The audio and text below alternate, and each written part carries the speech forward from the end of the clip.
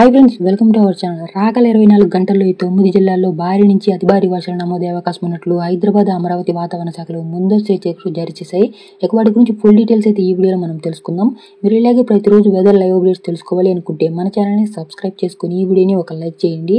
ఇక ఈ రోజు మన ఏపీ అండ్ తెలంగాణలో రానున్న 24 గంటల్లో మోస్తరు నుంచి భారీ వర్షాలు నమోదయ్యే అవకాశం ఉన్నట్లు ముఖ్యంగా మన ఏపీలో గుంటూరు, ప్రకాశం, కృష్ణా, నెల్లూరు, కర్నూలు జిల్లాలో మోస్తరు వర్షాలు, ఈదురుగాలులతో పిడుగులు పడే అవకాశం ఉన్నట్లయితే తెలియజేసింది. ఇక అదేవిధంగా తెలంగాణ విషయానికి వచ్చినట్లయితే వరంగల్, మేడ్చల్, హైదరాబాద్, కరీంనగర్, ఆదిలాబాద్, ఖమ్మం జిల్లాల్లో కూడా మోస్తరు నుంచి భారీ వర్షాలు కురిసే అవకాశం ఉన్నట్లు, పిడుగులు పడే అవకాశం ఎక్కువగా ఉన్నట్లయితే హైదరాబాద్ వాతావరణ శాఖ ముందస్తు హెచ్చరికలు జారీ చేసింది.